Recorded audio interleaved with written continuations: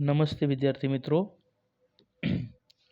આજે આપણે વિદ્યુત પ્રવાહ અને તેની અસરો જે પાઠ છે એનું એક ક્વિક રિવિઝન કરવાનું છે। બરાબર, ધોરણ 7 વિજ્ઞાનમાં પ્રકરણ 10 છે વિદ્યુત પ્રવાહ અને તેની અસરો। જે પ્રકરણ આપણે ભણ્યા છીએ એને આપણે સ્લાઇડ રૂપે સમજવાનો પ્રયત્ન કરીશું। તો ચલો શરૂ કરીએ। આના મુખ્ય મુદ્દાઓ છે કે વિદ્યુત ઘટકની સંજ્ઞાઓ કેવી હોય છે, વિદ્યુત કોષ અને બેટરી કઈ રીતે કામ કરતું હોય છે, વિદ્યુત પ્રવાહની ઉષ્મીય અસર કેવી રીતે થાય છે, ફ્યુઝ અને એમસીબીની કાર્યપદ્ધતિ શું છે, બરાબર, ફ્યુઝનો કઈ રીતે ઉપયોગ થાય છે તથા એમસીબી જે છે એનું પૂરું નામ શું છે, વિદ્યુત પ્રવાહની જે ચુંબકીય અસર છે એ કઈ રીતે કાર્ય કરતી હોય છે, એના માટે કયા ઘટકો જવાબદાર છે, વિદ્યુત ઘંટડી જે છે એની રચના કેવી હોય છે, કઈ રીતે આપણે વગાડીએ છીએ ત્યારે ઘંટડીનો અવાજ આવે છે। આ બધા મુદ્દાની આપણે ટૂંકમાં અને સરળ રીતે માહિતી લેશું તથા છેલ્લે આપણે પ્રશ્નોત્તરી કરશું। કેટલા પ્રશ્નો તમને યાદ રહે છે એ પણ આપણે જોઈશું। તો ચલો શરૂ। વિદ્યુત પ્રવાહ એટલે શું? તો કે વાહક તારમાંથી વહેતા વિદ્યુત પ્રવાહના પ્રવાહને વિદ્યુત પ્રવાહ કહે છે। એટલે આપણે ખબર છે કે આપણો સ્વિચનું બોર્ડ હોય, અહીંયા સ્વિચ આપેલી હોય, બરાબર, પછી આ બોર્ડમાંથી લાઇટ જે છે એ પ્રવાહીમાંથી પસાર થતો હોય, પછી આપણી ટ્યુબલાઇટ કે પંખો, બરાબર, એ પ્રવાહથી જે ચાલુ થાય છે એને આપણે શું કહીએ છીએ? વિદ્યુત પ્રવાહ। તો કે વાહક તારમાંથી વહેતા વિદ્યુત ભારના પ્રવાહને વિદ્યુત પ્રવાહ કહેવામાં આવે છે। જ્યારે સ્વિચ ઓનની સ્થિતિમાં હોય ત્યારે પરિપથ પૂર્ણ થયો એમ કહેવાય। એનો મતલબ કે જ્યારે આપણે સ્વિચ જે છે એ ચાલુ કરીએ છીએ ત્યારે પરિપથ શું થાય છે? અહીંયા આખો પૂર્ણ થાય છે, બરાબર, અને બલ્બ પ્રકાશિત થાય છે। એટલે કે આ લાઇટ જે હોય છે એ શું કરે છે? પ્રકાશ આપે છે। પછી વાત કરીએ તો કે જરૂરી ઘટકો કયા છે? તો કે ઉર્જાના સ્ત્રોતો, વાહકતાર જે શેનો બનેલો હોય છે? તો વાહકતાર જે છે એ તાંબુ અને એલ્યુમિનિયમનો બનેલો હોય છે। વાહકતાર શેનો બનેલો હોય છે? તો કે તાંબુ અને એલ્યુમિનિયમનો બનેલો હોય છે। ચલો આગળ જોઈએ હવે। તથા સ્વિચની વાત કરીએ તો સ્વિચ જે છે એ પરિપથને જોડવા કે તોડવા માટે કામ કરીએ છીએ। આપણે બધાને ખબર છે કે જે આપણે સ્વિચ હોય, જે સ્વિચનો આપણે ઉપયોગ કરતા હોઈએ છીએ, બરાબર, જ્યારે આપણે સ્વિચ ચાલુ કરીએ છીએ ત્યારે જે પરિપથ હોય છે એ જોડાયેલો હોય છે, બંને બાજુથી શું હોય છે? જોડાયેલો છે। પણ જ્યારે સ્વિચ ઓફ કરીએ છીએ ત્યારે પરિપથ પોતાનું જોડાણ અહીંયા છોડી દે છે। એનો મતલબ કે લાઇટ બંધ થઈ જાય છે, જ્યારે અહીંયા પરિપથ ચાલુ હોય એટલે લાઇટ ચાલુ રહે છે। હવે આગળ ભણીએ। વિદ્યુત ઘટકોની ઓળખ। તો વિદ્યુત ઘટકોને આપણે કેવી રીતે ઓળખીએ? તો કે વૈજ્ઞાનિક રીતે પરિપથ દોરવા માટે આપણે દરેક ઘટક માટે ચોક્કસ સંજ્ઞાઓનો ઉપયોગ કરીએ છીએ। આ સંજ્ઞાઓ વૈશ્વિક સ્તરે સમાન હોય છે, જેથી પરિપથને સમજવો સરળ રહે છે। હું અહીંયા વાત કરું તો આપણે સંજ્ઞાઓની વાત કરીએ તો એક અહીંયા આપણે અલગ પેનનો ઉપયોગ કરીશું। તો હું અહીંયા તમને થોડું ઝૂમ ઇન કરીને સમજાવું છું કે સંજ્ઞાઓનો આપણે કઈ રીતે ઉપયોગ કરતા હોય છીએ। આ સ્લાઇડમાં આપણે સંજ્ઞાઓનો ઉપયોગ સમજીશું। ચલો, જ્યારે ઓફ વિદ્યુત પરિપથ, ત્યારે ઓફ હોય એટલે એની જે સંજ્ઞા હોય છે એ કેવી હોય છે? તો હમણાં મેં તમને ટાંકણી જે છે અહીંયા આકૃતિ દોરીને સમજાવ્યું કે આ પરિપથ જે છે એ બંધ છે, એનો મતલબ કે એનું જોડાણ ચાલુ નથી। પછી આપણે વિદ્યુત બલ્બ જે છે, વિદ્યુત બલ્બ એની વાત કરીએ તો વિદ્યુત બલ્બની જે સંજ્ઞા કેવી હોય છે? તો આવી રીતે એમ આકારમાં હોય છે। આને શું કહેવાય છે? વિદ્યુત બલ્બ। પછી વાત કરીએ વિદ્યુત કોષ, તો વિદ્યુત કોષની સંજ્ઞા કેવી હોય છે? સંજ્ઞાઓ ખાસ ધ્યાન રાખજો, આમાંથી પરીક્ષામાં સંજ્ઞા આપેલી હશે અને કીધું હશે કે આ શેની સંજ્ઞા છે, તો તમારે યાદ રાખવાનું છે વિદ્યુત કોષને ઇંગ્લિશમાં આપણે સેલ પણ કહીએ છીએ। તો સેલની સંજ્ઞા કેવી હોય છે? તો અહીંયા પ્લસ હોય છે અને અહીંયા માઇનસ। તો આ જે સંજ્ઞા છે એ શેની છે? તો વિદ્યુત કોષ। પછી જ્યારે પરિપથ ઓન હોય, અહીંયા ઓફ હતો ને પરિપથ આપણો, હવે જ્યારે પરિપથ ઓન હોય તો ઓનની સંજ્ઞા કેવી હશે? તો કે આ જોડાણ ચાલુ છે એવું, બરાબર, અને છેલ્લે બેટરી।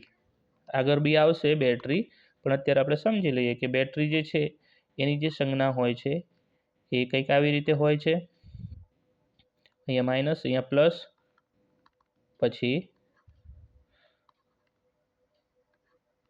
અને અહીંયા પ્લસ તથા અહીંયા માઇનસ, બરાબર. તો આવી રીતે આ બધી સંજ્ઞાઓ જે છે એ ખાસ તમારે યાદ રાખવાની છે. પરીક્ષામાં ગમે તે સંજ્ઞા તમારે પૂછાઈ શકે છે. હવે આગળ અભ્યાસ કરીશું આપણે. તો અહીંયા શું કીધું છે, તો કે વૈજ્ઞાનિક રીતે પરિપથ દોરવા માટે આપણે દરેક ઘટક માટે ચોક્કસ સંજ્ઞાઓનો ઉપયોગ કરીએ છીએ, જે હમણાં આપણે જોઈ. આ સંજ્ઞાઓ વૈશ્વિક સ્તરે સમાન હોય છે, જેથી પરિપથ સમજવો સરળ રહે છે. હવે મહત્વની સંજ્ઞાઓ જે હમણાં આપણે જોઈ છે, એટલા માટે અહીંયા જે સ્લાઇડ જે છે એ બ્લેન્ક બતાવે છે, પરંતુ આ બધી સંજ્ઞાઓ મેં તમને હમણાં બતાવી એ તમારે ખાસ શું કરવાની છે, યાદ રાખવાની છે. હવે આપણે આગળ વધીએ. વિદ્યુત કોષ. તો કે વિદ્યુત કોષમાં 2 ટર્મિનલ હોય છે.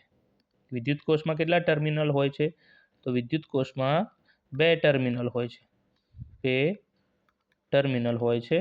2 ટર્મિનલ, એક ધન ધ્રુવ હોય છે, એક ઋણ ધ્રુવ હોય છે, બરાબર. તો ધન ધ્રુવ જે છે એ લાંબી રેખા દર્શાવે છે. ધન ધ્રુવ શું બતાવે છે, તો કે લાંબી રેખા દર્શાવે છે. જ્યારે ઋણ ધ્રુવ છે એ શું બતાવે છે, ટૂંકી રેખા બતાવે છે. ટૂંકી અથવા તો જાડી રેખા જે છે એ ઋણ ધ્રુવ બતાવે છે, બરાબર. તો આટલું વસ્તુ ધ્યાનમાં રાખવાની રહેશે. આગળ વધીએ. આ જે છે સોરી, ધન ધ્રુવની સંજ્ઞા છે, જ્યારે આ જે છે એ ઋણ ધ્રુવની સંજ્ઞા છે. હવે બેટરી હમણાં જ આપણે જોયું, બરાબર, નિશાની દ્વારા. તો કે બેટરીની આપણે સંજ્ઞા કઈ જોઈ હતી, તો તમને યાદ જ હશે. બેટરી માટે આપણે કયું હતું કે ભાઈ બેટરી માટેની સંજ્ઞા જે છે અહીંયા આપેલી છે, જુઓ આ રહી. આ બેટરી માટેની સંજ્ઞા છે. તો કે જ્યારે 2 કે તેથી વધુ વિદ્યુત કોષોને શ્રેણીમાં જોડવામાં આવે ત્યારે તેને શું કહેવામાં આવે છે, બેટરી. એનો મતલબ કે આપણે જે બેટરી વાપરતા હોય છે એમાં 2 થી વધારે વિદ્યુત કોષનું જોડાણ હોય છે. ધારો કે આ બેટરી જે છે, આ પ્રકાશિત જે પ્રકાશ આપવાનો જે છે એ ભાગ છે બેટરીનો, અને અહીંયા જે છે બેટરીનું જોડાણ એ આવી રીતે સેલ દ્વારા થયેલું હોય છે. સેલ એટલે આપણે જેને પાવર, આપણી ભાષામાં શું કહેતા હોય છીએ, પાવર. અને અહીંયા ઉપર જે છે એ સ્વિચ આપેલી હોય છે, જે ઓન અને ઓફ કરવાથી બેટરી ચાલુ અથવા બંધ થઈ જાય છે. તો અહીંયા શું કીધું છે કે જ્યારે 2 કે તેથી વિદ્યુત કોષોને શ્રેણીમાં જોડવામાં આવે ત્યારે તેને શું કહેવામાં આવે છે, બેટરી. જોડાણની શરત શું હોય છે કે એક કોષનો ધન ધ્રુવ બીજા કોષના ઋણ ધ્રુવ સાથે જોડાયેલો હોય છે. એટલે કે અહીંયા ધન ધ્રુવ જે હોય છે એ ઋણ ધ્રુવ સાથે શું હોય છે, જોડાયેલો હોય છે. હવે આગળ વધીએ.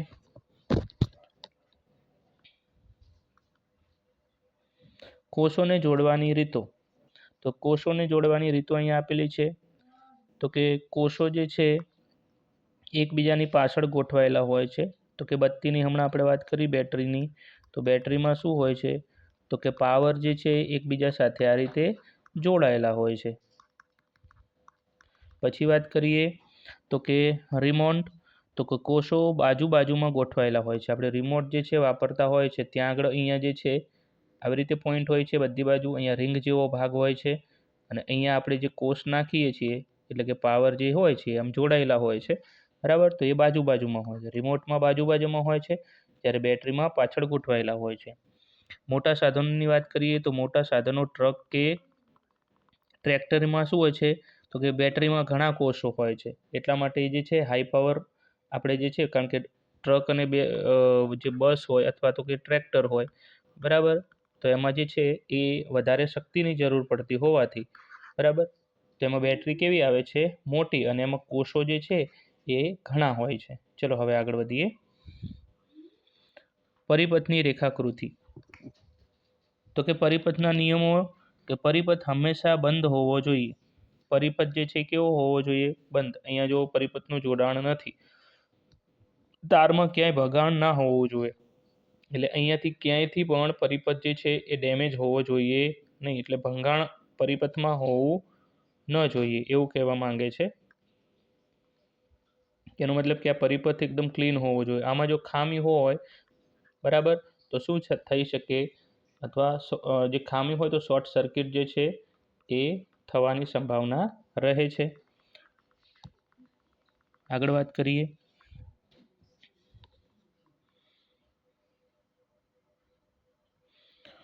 ખુલ્લો વર્સિસ બંધ પરિપથ. તો અહીંયા જે આકૃતિમાં બતાવેલો છે, ખુલ્લો પરિપથ કેવો હોય તો કે સ્વિચ ઓફ હોય એ સ્થિતિમાં આપણે વિદ્યુત પ્રવાહ કેવો વહેતો બંધ થઈ જશે. કે આપણે જ્યારે સ્વિચ ચાલુ કરીએ છીએ, પંખો હોય બરાબર, જ્યારે આપણે અહીંયા સ્વિચ હોય એ ઓફની જે છે ઓફ હોય એટલે આ પરિપથ એટલે કે પંખો ચાલુ હોતો નથી, પણ જેવો ઓન આપણે કરીએ છીએ તો પંખો જે છે ચાલુ થાય છે. અહીંયા બીજી આકૃતિમાં શું બતાવ્યું છે, બંધ પરિપથ છે, મતલબ કે સ્વિચ ઓન સ્થિતિમાં હોય અને બલ્બ પ્રકાશિત થાય છે.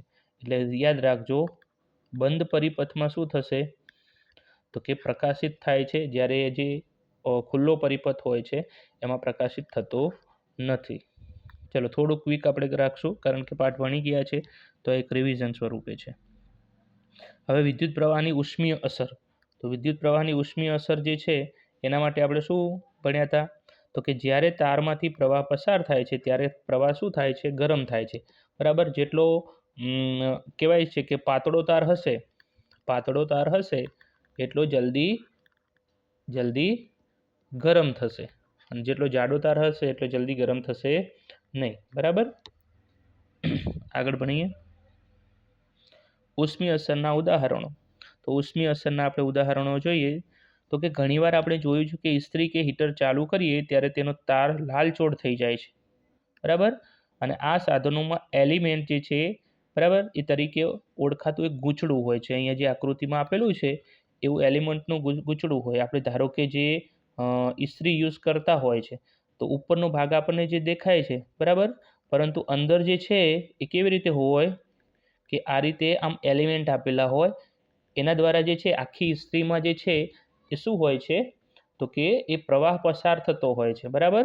એ પ્રવાહ જે છે એ પસાર થતાં આખી ઇસ્ત્રી શું થાય છે, ગરમ થાય છે, અને જેના કારણે આપણે પછી જ્યારે ઇસ્ત્રી કરીએ છીએ ત્યારે એકદમ ઇસ્ત્રી ગરમ થઈ અને આપણે કપડા ઉપર કરતા હોય છે, જેને આપણે એલિમેન્ટ તરીકે ઓળખીએ છીએ. હવે આગળ વધીએ. ઉષ્મા કોના પર આધાર રાખે છે તો કે દ્રવ્યનો પ્રકાર જે છે, તાર કઈ ધાતુનો બનેલો હોય છે તો ખાસ ધ્યાન રાખજો તો કે તાર હંમેશા નિક્રોમ ધાતુનો બનેલો હોય છે.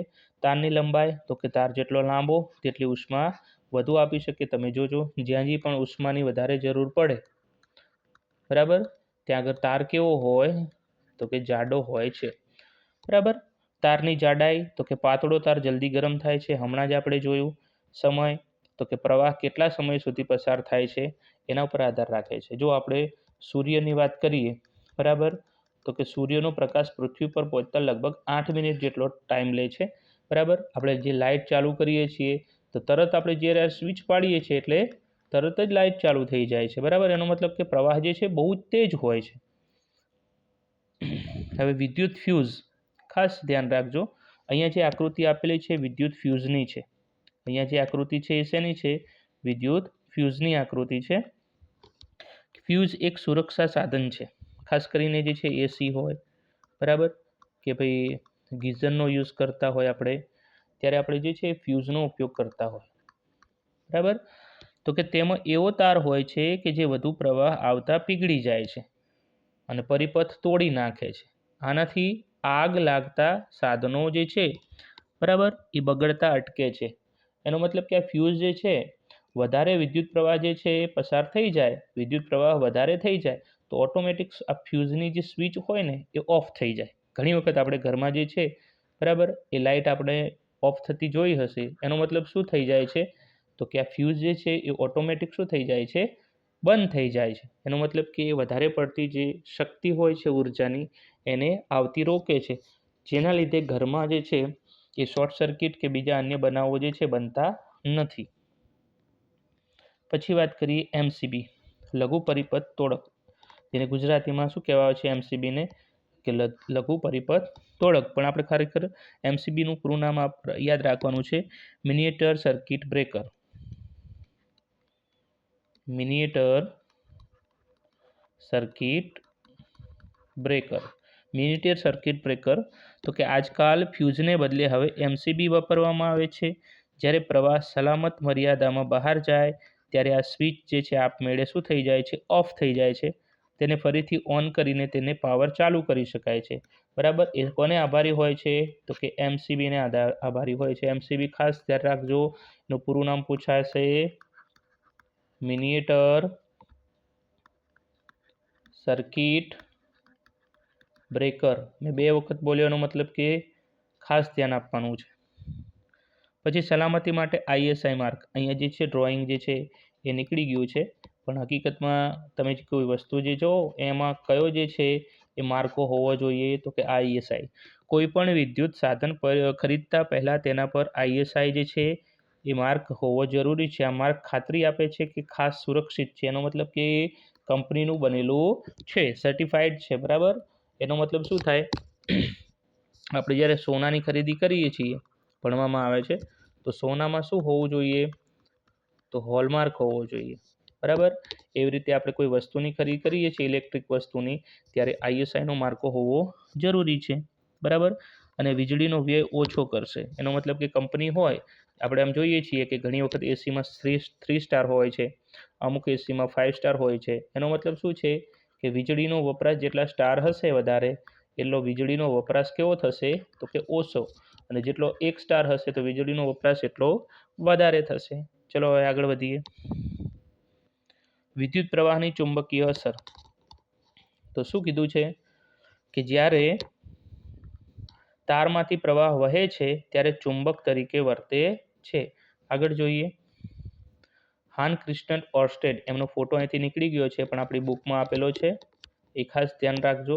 ફોટા ઉપરથી વ્યક્તિનું નામ જે છે જલ્દી યાદ રહેતું હોય છે, પણ અહીંથી ફોટો રિમૂવ થઈ ગયેલો છે, કારણ કે આપણે આની PDF ફાઇલ બનાવતા અમુક ટાઈમે જે ફોટો સપોર્ટ કરતું હોતું નથી, એટલે ફોટો રિમૂવ થઈ જાય છે. પરંતુ અહીંયા આપણે માહિતી યાદ રાખવાની છે. માહિતી જોઈએ તો કે 1820માં ડેનિશ વૈજ્ઞાનિક ઓર્સ્ટેડે નોંધ્યું હતું કે જ્યારે તારમાંથી પ્રવાહ પસાર થાય ત્યારે પાસ રહેલી હોકાયંત્રની સોય કોણાવર્તન અનુભવે છે. એનો મતલબ કે અહીંયા નોર્થ હોય, અહીંયા સાઉથ હોય, અહીંયા ઈસ્ટ હોય અને અહીંયા વેસ્ટ હોય. થોડી આકૃતિ મોટી કરું છું એટલે ખ્યાલ આવે.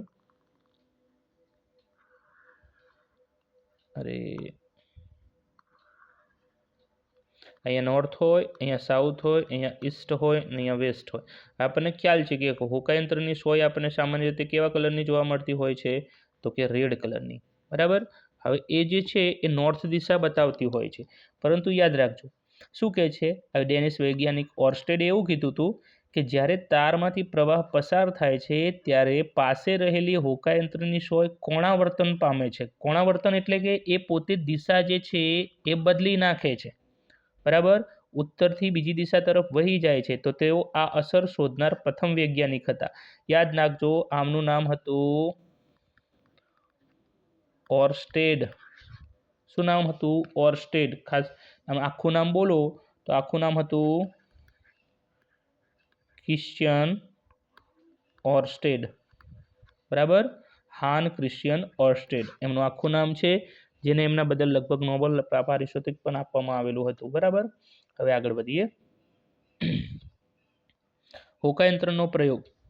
તો કે શું કહે છે કે વિદ્યુત પ્રવાહ પસાર કરતા હોકાયંત્રની સોય ઉત્તર દિશા છોડીને ખસે છે. હમણાં જ આપણે વાત કરી કે ઉત્તર દિશાથી એ દિશા ભ્રમણ કરી નાખે છે. બરાબર, તો કે આ તાર પોતે એક ચુંબક બની જાય છે જે સોય પર બળ લગાડે છે. એટલે સોયને શું કરે છે, સોય ઉપર બળ લગાડે છે, એટલે સોય જે છે એ કોઈ બી દિશામાં ફરી જાય છે.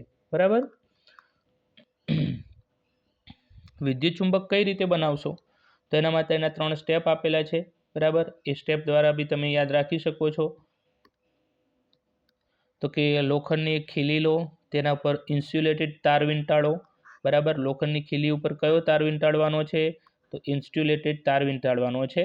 બરાબર, તારના બંને છેડાએ શું કરવાનું છે, બેટરી સાથે જોડી દેવાના છે. બેટરી એટલે કે પાવર સાથે જે છે એ તમારે એ તારના બંને છેડાનો શું કરી દેવાના છે, જોડી દેવાના છે. બરાબર, પછી શું કહે છે, પરિણામ શું મળશે કે ખીલી ટાંકણીઓને આકર્ષશે. શું થશે, એનું પરિણામ આવશે, ખીલી જે છે એ ટાંકણીઓને શું કરશે, આકર્ષશે. એનો મતલબ કે ટાંકણીઓને પોતાની તરફ ખેંચશે. ચલો, ટૂંકી આપણે પૂરી માહિતી જે છે પાઠ ચલાવતા ટાઈમે આપી છે, પણ અહીંયા એક ક્વિક રિવિઝન છે એટલે થોડું જલ્દી જશું. વિદ્યુત ચુંબકના ઉપયોગો. તો વિદ્યુત ચુંબકના ઉપયોગ કયા થાય, તો ક્રેનમાં ઉપયોગ થાય છે, ભંગારમાંથી લોખંડ છૂટું પાડવા માટે જે એનો ઉપયોગ થતો હોય છે. તબીબી ક્ષેત્રે શું ઉપયોગ થાય, તો આંખમાં રહેલ ખીડી જે છે, આંખમાં લોખંડના કણો જે આપણી આંખમાં ફસાઈ ગયા હોય, બરાબર, તો એને કાઢવા માટે જે છે ડૉક્ટરો ઉપયોગ કરતા હોય છે. પછી શું છે, ઘણા રમકડામાં નાની મોટરો અને ચુંબકમાં જે છે એ પણ વિદ્યુત ચુંબક જે છે એ ઉપયોગ થતો હોય છે. સર્કિટમાં પણ ઉપયોગ થતો હોય છે, બરાબર. હવે ભંગારના યાર્ડમાં ઉપયોગ, અહીંયા ક્રેનનો ફોટો મેં મૂક્યો તો પણ નીકળી ગયેલો છે. તો કે ક્રેનના બોલ પેનનું કંઈક કરવું પડશે. ક્રેનના છેડે ખૂબ જ શક્તિશાળી વિદ્યુત ચુંબક લગાડેલો હોય છે. જ્યારે પ્રવાહ ચાલુ થાય છે ત્યારે હજારો કિલો લોખંડ ઉંચકી શકે છે. પ્રવાહ બંધ કરતાં તે લોખંડને છૂટો કરી દે છે. એનો મતલબ શું થાય કે અહીંયા ધારો કે કચરાનો ઢગલો છે, બરાબર. અહીંયા ક્રેન જે છે એ પોતે અહીંયા કચરામાંથી લોખંડ જે છે એ ખેંચી લે છે, બરાબર. તો હજારો કિલો લોખંડ જે છે ઉંચકે છે, ત્યારબાદ એ પ્રવાહ બંધ કરી દઈએ છીએ ત્યારે આ લોખંડને છે આપણે ધારો કે અહીંયા કસાઈકમાં ભરવાનું હોય, બરાબર. તો જેવું બંધ કરો એવું લોખંડને આપણે એ બીજામાં છોડી દે છે. તો આ બધી ભંગારના યાર્ડમાં પણ શેનો ઉપયોગ થાય છે, તો કે ચુંબકનો ઉપયોગ કરવામાં આવતો હોય છે. વિદ્યુત ઘંટડીની રચના, તો લોખંડનો ટુકડો જેના પર તાર વીંટાળેલો હોય છે, બરાબર. અહીંયા જુઓ, અહીંયા બધા લોખંડના ટુકડા ઉપર તાર વીંટાળેલ છે. તો હવે આગળની પ્રોસેસ શું થાય છે કે અહીંયા જે હથોડી દેખાય છે જે ધાતુની વાટકી પર અથડાય છે, એનો મતલબ કે જેવો આપણે સ્વિચ પાડીએ છીએ એટલે લોખંડના તારની મદદ વડે હથોડી જે વાટકી હોય છે એના ઉપર અથડાય છે. તો એનાથી શું થાય છે, પરિપથ જે છે એ પૂર્ણ થાય છે. એનો મતલબ કે ચાલુ થઈને બંધ થઈ જાય છે. વારંવાર સ્વિચ દબાવથી આ વારંવાર ક્રિયા જે છે એ ચાલુ રહેતી હોય છે. ઘંટડી કઈ રીતે કામ કરે છે, તો કે સ્વિચ દબાવતા લોખંડનો ટુકડો વિદ્યુત ચુંબક બને છે અને હથોડીને ખેંચે છે. સ્ક્રૂ સાથેનો સંપર્ક તૂટી જાય છે અને ચુંબકત્વ નાશ પામે છે. આ પ્રક્રિયા સેકન્ડમાં ઘણીવાર થાય છે, તેથી સતત અવાજ આવે છે. આપણે ઘંટડી વગાડીએ એટલે ઘણી વખત 2-3 વખત સ્વિચ દબાવીએ છીએ ત્યારે એનો અવાજ કેવો રહે છે, તો કે ચાલુ રહે છે, બરાબર. હવે આમાંથી કોઈ પ્રશ્ન હોય, આમ તો પાઠ ભણાવી દીધો છે, તો પ્રશ્ન હોય તો તમે પૂછી શકો છો. ચલો હવે આપણે એક ક્વિઝ તરફ જઈશું. જે આપણે પ્રશ્નો બનાવ્યા છે એને સોલ્યુશન કરીએ. હવે આપણે પ્રશ્નોત્તરી કરીશું. પહેલો પ્રશ્ન છે કે વિદ્યુત કોષની સંજ્ઞામાં લાંબી રેખા શું દર્શાવે છે? વિદ્યુત કોષની સંજ્ઞામાં લાંબી રેખા શું દર્શાવે છે, તો કે ધન ધ્રુવ દર્શાવે છે. શું દર્શાવે છે? ધન ધ્રુવ. તમે બી પ્રશ્નના જવાબ આપવાના પ્રયત્ન કરજો. પ્રશ્ન નંબર 2 છે કે 2 કે તેથી વધુ વિદ્યુત કોષોના જોડાણને શું કહેવામાં આવે છે? 2 કે તેથી વધુ વિદ્યુત કોષોના જોડાણને આપણે કહીશું બેટરી. શું કહીશું? બેટરી. 2 કે તેથી વધુ વિદ્યુત કોષોના જોડાણને આપણે શું કહીશું? બેટરી કહીશું. આગળનો પ્રશ્ન નંબર 3 છે કે આપેલ સંજ્ઞા શેની છે? આ સંજ્ઞા જે છે શું બતાવે છે, બરાબર. તો શું બતાવશે? તો અહીંયા જે છે ખરેખર તો આ સંજ્ઞાની વાત કરી છે. જે સ્વિચ જે છે એ ઓફ બતાવે છે. શું બતાવે છે? સ્વિચ ઓફ બતાવે છે. પ્રશ્ન નંબર 4 છે. પ્રશ્ન નંબર 4માં શું કીધું છે? વિદ્યુત ઉપકરણમાં જે તાર ગરમ થાય છે તેને શું કહેવામાં આવે છે? તો એને કહેવામાં આવે છે એલિમેન્ટ. શું કહેવામાં આવે છે? એલિમેન્ટ. જે વિદ્યુત ઉપકરણમાં જે તાર ગરમ થાય છે એને શું કહીશું આપણે? એલિમેન્ટ કહીશું. ચલો આગળ પ્રશ્ન. વિદ્યુત પ્રવાહની ઉષ્મીય અસરનો ઉપયોગ શેમાં થતો નથી? થોડું વિચારીને કહો તો કે વિદ્યુત પ્રવાહની ઉષ્મીય અસરનો ઉપયોગ શેમાં થતો નથી? તો કે વિદ્યુત ઘંટડીમાં ઉપયોગ થતો નથી. ચલો આગળનો પ્રશ્ન છે પરિપથમાં વધુ પડતો વિદ્યુત પ્રવાહ વહેતા અટકાવવા કયું સાધન વપરાય છે? તો અહીંયા આપેલું જ છે, ચિત્ર ઉપરથી ખ્યાલ આવી જાય તમને. કયું સાધન વપરાય? તો ફ્યુઝ. કયું સાધન વપરાય છે? તો આપણો આન્સર છે ફ્યુઝ. ફ્યુઝ જે છે એ વાપરવામાં આવે છે. ચલો આગળ. પ્રશ્ન નંબર 7 એમસીબીનું પૂરું નામ શું છે? તો તો આપણને બધાને ખબર છે, 2 વખત મેં લખી નાખ્યું હતું, તો કે miniature circuit breaker. Miniature circuit breaker. ચલો આગળ. પ્રશ્ન નંબર 8 છે, વિદ્યુત પ્રવાહની ચુંબકીય અસરની શોધ કોણે કરી હતી? વિદ્યુત પ્રવાહની ચુંબકીય અસરની શોધ તો હાન ક્રિશ્ચિયન ઓર્સ્ટેડ દ્વારા કરવામાં આવી હતી. કોના દ્વારા? તો હાન ક્રિશ્ચિયન ઓર્સ્ટેડ દ્વારા જે છે એ કરવામાં આવી હતી. આગળ જોઈએ પ્રશ્ન નંબર 9. પ્રશ્ન નંબર 9 શું છે?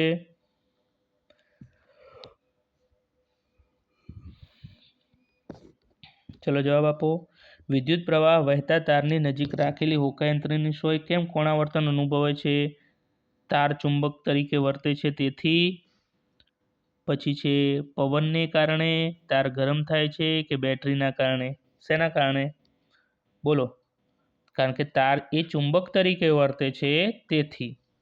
ચલો આગળ. પ્રશ્ન નંબર 10. ખૂબ જ નબળી હોકાયંત્રની સોય શેની બનેલી હોય છે? તો કે નાના ચુંબકની બનેલી હોય છે. શેની બનેલી હોય છે? નાના ચુંબકની બનેલી હોય છે. આગળ જોઈએ પ્રશ્ન નંબર 11. નરમ લોખંડના ટુકડા પર વીંટાળેલા અલગ કરેલા તારના ગૂંચળાને શું કહેવામાં આવે છે? તેને આવશે વિદ્યુત ચુંબક. શું કહેવામાં આવે છે? વિદ્યુત ચુંબક કહેવામાં આવે છે. પ્રશ્ન નંબર 12 જોઈએ. વિદ્યુત ચુંબકની તાકાત કેવી રીતે વધારી શકાય છે? બોલો. તો કે તારના આંટા વધારીને, વિદ્યુત પ્રવાહ વધારીને, એ અને બી બંને કે એક પણ નહીં? તો બંને જવાબ આવશે. તારના આંટા વધારીને અને વિદ્યુત પ્રવાહ વધારીને પણ જે છે વિદ્યુત ચુંબકની તાકાત આપણે વધારી શકીએ છીએ. આગળનો પ્રશ્ન. પ્રશ્ન નંબર 13. પેલો ક્રેનવાળો ફોટો નીકળી ગયો તો અહીંયા આપેલો છે, બરાબર. આ રીતે જે છે લોખંડ એકઠું કરે છે. ક્રેન દ્વારા ભંગારમાંથી લોખંડની વસ્તુઓ જુદી પાડવા શું વપરાય છે? તો કે વિદ્યુત ચુંબક વપરાય છે. શું વપરાય છે? વિદ્યુત ચુંબક વપરાય છે. પ્રશ્ન નંબર 14. વિદ્યુત ઘંટડીમાં શું હોય છે? તો કે વિદ્યુત ઘંટડીમાં વિદ્યુત ચુંબક હોય છે. શું હોય છે? વિદ્યુત ચુંબક હોય છે. આગળનો પ્રશ્ન. પ્રશ્ન નંબર 15. જ્યારે વિદ્યુત ઘંટડીમાં પ્રવાહ વહે છે ત્યારે શું થાય છે? તો કે હથોડી ગુંજ પર અથડાય છે, અવાજ ઉત્પન્ન કરે છે. હથોડી ગુંજ પર અથડાય છે અને અવાજ ઉત્પન્ન કરે છે. ચલો આગળ. પ્રશ્ન નંબર 16. ISI માર્ક શું દર્શાવે છે? તો કે ગુણવત્તા અને સુરક્ષા. હમણાં આપણે વાત કરી કે એક કંપનીનું બનેલું છે એવું બતાવે છે, જે તમને ગુણવત્તાને શું પૂરું પાડે છે?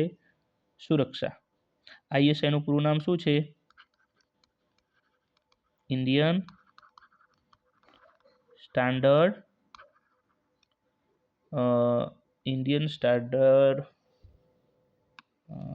યાદ આવતું નથી. ચલો મને યાદ આવશે ત્યારે તમને હું કહીશ, પણ એ વસ્તુ યાદ રાખજો જે છે CFL નું પૂરું નામ પૂછાઈ જાય તો લખવાનું કોમ્પેક્ટ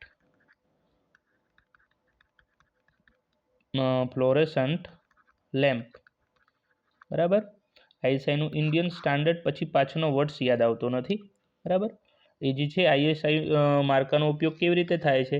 તો કે ISI માર્કાનો ઉપયોગ જે છે એ વસ્તુની ગુણવત્તા અને જે સ્થિતિ બતાવે છે કે જેટલી વસ્તુ કેટલી લાંબી ટકશે એ ISIના માર્કા ઉપરથી જે છે આપણે ખ્યાલ આવી શકે છે. બરાબર. હવે આગળ વધીએ. ચલો. પ્રશ્ન નંબર 17. સ્વિચ ઓન હોય ત્યારે પરિપથ કેવો કહેવાય છે? સ્વિચ ઓન હોય ત્યારે પરિપથ કેવો કહેવાય છે? પ્રશ્ન નંબર 17 છે. સ્વિચ ઓન હોય એટલે કેવો પરિપથ કહેવાય? તો કે બંધ પરિપથ કહેવાય. કેવો પરિપથ કહેવાય? બંધ પરિપથ કહેવાય. એક મિનિટ હું જોઈ લઉં ISI નું પૂરું નામ શું છે.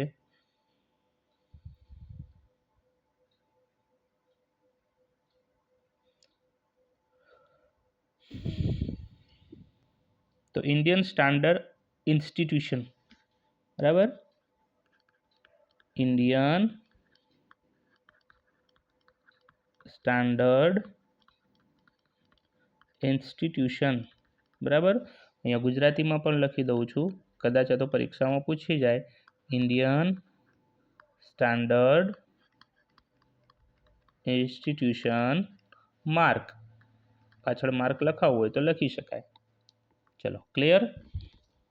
તો આનો જવાબ શું આવશે? આપણો જવાબ છે, શું પ્રશ્ન હતો કે સ્વિચ ઓન હોય ત્યારે પરિપથ કેવો કહેવાય? ત્યારે પરિપથ આપણે કેવો કહેશું? બંધ પરિપથ કહેશું. હવે આગળ વધીએ. પ્રશ્ન નંબર 18, બલ્બમાં રહેલા પાતળા તારને શું કહેવામાં આવે છે? થોડું વિચારીને કહો. ફ્યુઝ કહેવામાં આવે છે, ફિલામેન્ટ કહેવામાં આવે છે, સ્વિચ કે એલિમેન્ટ? તો ફિલામેન્ટ કહેશું. શું કહેશું? ફિલામેન્ટ. ચલો, પ્રશ્ન નંબર 19, ફ્યુઝમાં કયા પ્રકારના તાર વપરાય છે? ફ્યુઝમાં કયા પ્રકારના તાર વપરાય છે? ગમે તે ધાતુના, તે તરત પીગળી જાય તેવા, તો કે પીગળી જાય તેવા. એના લીધે શું થતું નથી? શોર્ટ સર્કિટ થતી નથી. આગળ વધીએ. પ્રશ્ન નંબર 20, CFL, હમણાં જ મેં કીધું હતું થોડી જ વાર પહેલા, CFL નું પૂરું નામ શું છે? CFL નું પૂરું નામ શું છે?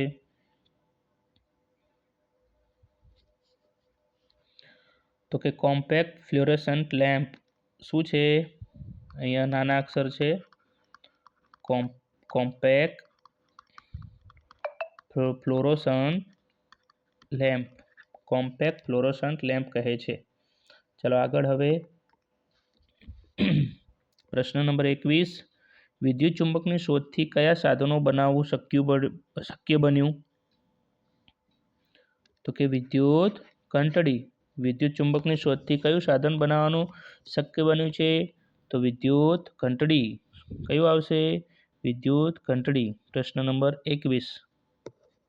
હા, તો આમ તો બધું આવી શકે હો, ટેલિફોને આવી શકે, લાઉડસ્પીકરે આવી શકે, વિદ્યુત ઘંટડી. તો અહીં આપણો જવાબ બનશે આપેલ તમામ. શું આવશે? આપેલ તમામ. આનો જવાબ આવશે 21મા પ્રશ્નનો આપેલ તમામ. બરાબર. ચલો આગળ. પ્રશ્ન નંબર 22, જો બલ્બનો ફિલામેન્ટ તૂટી જાય તો શું થાય? તો એને આપણે શું કહીએ છીએ? બલ્બ ઉડી ગયો એવું કહીએ છીએ. શું કહીએ છીએ? બલ્બ ઉડી ગયો એવું કહીએ છીએ. આગળ. પ્રશ્ન નંબર 23, બેટરીમાં બે કોષોને કેવી રીતે જોડવા જોઈએ? પ્લસથી પ્લસ, માઇનસથી પ્લસ, પ્લસથી માઇનસ, કે ગમે તેમ? તો પ્લસથી માઇનસ આવશે. શું આવશે? પ્લસથી માઇનસ આવશે. ચલો આગળ. પ્રશ્ન નંબર 24, ઇલેક્ટ્રિક હીટરમાં કઈ ઉર્જાનું ઉષ્મા ઉર્જામાં રૂપાંતર થાય છે? તો કે વિદ્યુત ઉર્જાનું, કારણ કે આપણે જેવી ચાલુ કરીએ છીએ એવી એ ઉષ્મા આપવાનું ચાલુ કરે છે. તો વિદ્યુતમાંથી ઉષ્મા આપે છે એટલે વિદ્યુત ઉર્જાનું ઉષ્મા ઉર્જામાં રૂપાંતર થાય છે. અને પ્રશ્ન નંબર આજનો છેલ્લો 25, કયા વૈજ્ઞાનિકે બલ્બની શોધ કરી હતી? કયા વૈજ્ઞાનિકે બલ્બની શોધ કરી હતી? તો કે થોમસ આલ્વા એડિશન. એવું કહેવામાં આવે છે કે એમને જીવન પર્યંત 1000થી નાની મોટી જે છે એ શોધો કરી હતી. બરાબર. તો વિશ્વના ટોપ 5 જે છે એ વૈજ્ઞાનિકોમાંથી એક છે થોમસ આલ્વા એડિશન. બરાબર. તો આઈ હોપ કે આ માહિતી તમને ખૂબ જ ઉપયોગી થશે. બરાબર. વારંવાર રિવિઝન કરજો. આપણે અહીંયા ક્વિક રિવિઝન હતું એટલે બહુ જલ્દી પાઠ લીધો છે, આપણે ભણી ગયા છીએ એટલા માટે. તો આવા જ નવા વિડીયો સાથે મળતા રહેશું. ત્યાં સુધી જય હિન્દ, જય ભારત.